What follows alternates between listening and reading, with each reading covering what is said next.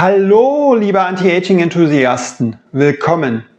Bevor wir beginnen, wie kam ich eigentlich dazu, Kolostrum nun auch im Anti-Aging-Kontext zu analysieren? Der Grund ist, ich war seit vielen Jahren nicht mehr erkältet. Interessanterweise begann diese infektfreie Phase rückblickend ungefähr zu der Zeit, als ich anfing, täglich 1 bis 2 Bio-Kolostrum-Kapseln einzunehmen.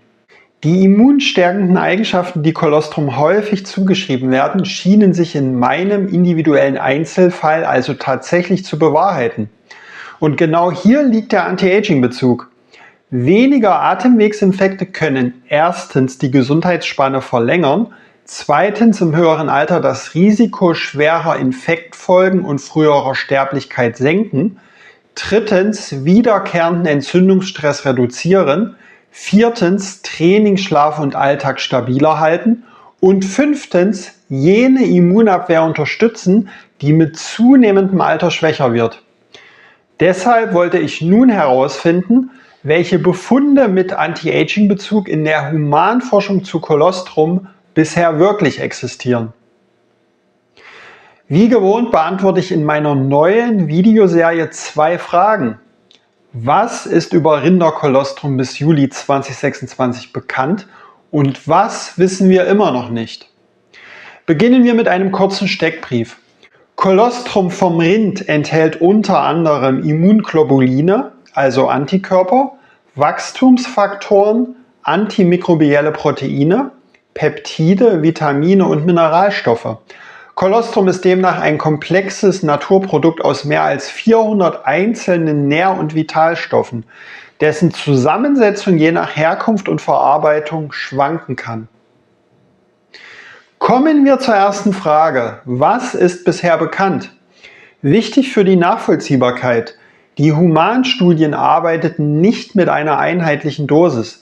Typisch waren eher Grammmengen, häufig ungefähr 10 bis 20 Gramm gefriergetrocknetes Kolostrumpulver pro Tag. Einzelne Studien lagen niedriger, andere deutlich höher, bis etwa 60 Gramm.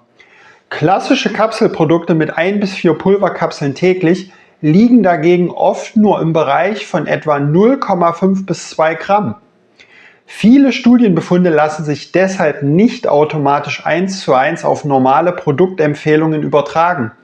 Hier gilt es also für uns Verbraucher, auch ein wenig mit der Tagesdosis zu experimentieren. Ergebnisblock 1: Atemwegsinfekte. Hier geht es um jene Atemwegsinfekte, Erkältungen und entsprechende Infektsymptome, vor allem bei sportlich aktiven Erwachsenen. Das Risiko für Atemwegsinfekte sank laut einer polnischen Meta-Analyse aus dem Jahr 2022 um ungefähr 30 bis 40%. Die im Jahr 2016 veröffentlichte britische Meta-Analyse ergänzt dieses Bild bei sportlich aktiven Erwachsenen. Die Zahl der Infektepisoden reduzierte sich ähnlich stark. Noch ausgeprägter war der Befund bei Tagen mit Atemwegsbeschwerden. Sie gingen um mehr als 40% zurück. Ergebnisblock 2: Darmbarriere. Die Darmbarriere ist aus Anti-Aging-Sicht interessant, weil sie wie ein biologischer Schutzfilter funktioniert. Nährstoffe sollen aufgenommen werden, problematische Bestandteile dagegen möglichst nicht durch die Darmwand in den Körperkreislauf gelangen.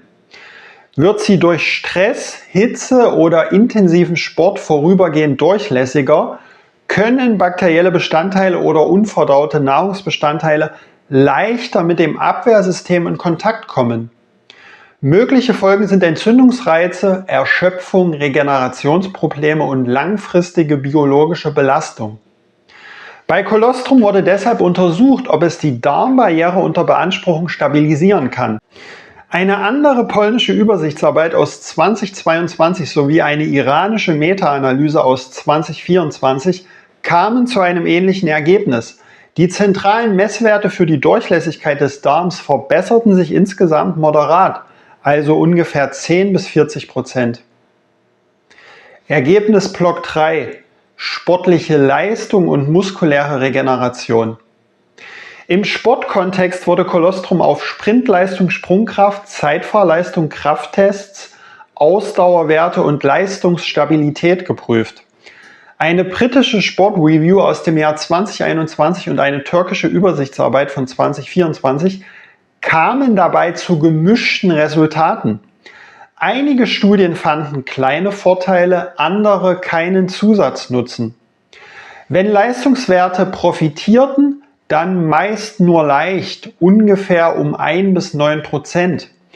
Das betrifft eher einzelne Sprint-, Sprung- oder Belastungstests, aber keine durchgehend bessere Gesamtleistung.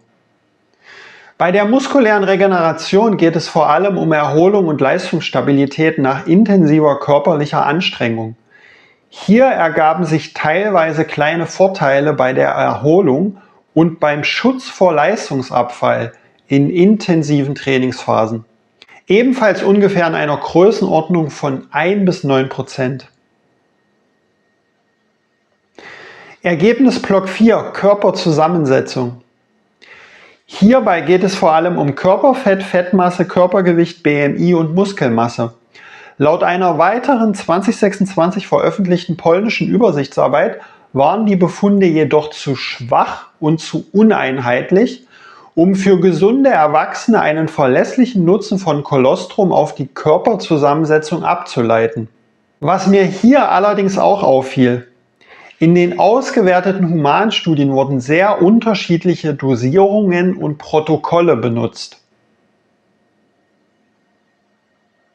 Ergebnis Block 5: Blutfette. Bei den Blutfetten wurden hauptsächlich Gesamtcholesterin, LDL, HDL und Triglyceride überprüft. Auch hier kommt dasselbe Forschungsteam zum gleichen Schluss. Bei gesunden Erwachsenen wurden keine durchgängigen Verbesserungen der Blutfette festgestellt. Kommen wir abschließend noch zur Sicherheit. In den bisherigen kontrollierten Humanstudien wurde Kolostrumpulver auch bei höheren Studiendosierungen von etwa 20 bis 60 Gramm pro Tag überwiegend gut vertragen. Leichte Magen-Darm-Beschwerden können vorkommen. Menschen mit Milcheiweißallergie sollten Kolostrum meiden oder nur nach medizinischer Rücksprache verwenden. Damit zur zweiten Frage: Was wissen wir nicht? Für direkte Messgrößen der biologischen Alterung gibt es bislang keine randomisierten, kontrollierten Humanstudien mit gesunden Erwachsenen. Gemeint sind zum Beispiel epigenetische Uhren oder etablierte Gebrechlichkeitsindizes. Auch für Haut, Haare, sichtbare Beauty-Effekte oder Kognition reichen die bisherigen Forschungsresultate für eine erste Bilanz derzeit nicht aus. Das heißt nicht, dass Kolostrum dort sicher nichts bewirken kann. Es heißt nur, ein seriöses und belastbares Zwischenfazit ist derzeit noch nicht möglich. Ebenfalls offen bleibt, ob kleine tägliche Kapselmengen dieselben Effekte erzielen können wie die häufig deutlich höheren Grammdosierungen in vielen Studien. Gemäß unzähliger unabhängiger Kundenbewertungen für verschiedene Kolostrumpräparate scheinen zumindest auch kleine Mengen bereits zielführend zu sein. Mein Fazit lautet daher: Kolostrum ist nach aktueller Humanforschung natürlich kein Supplement, das unsere Körperzellen direkt verjüngt. Seine belegte Anti-Aging-Relevanz liegt an anderer Stelle: beim Schutz vor Atemwegsinfekten.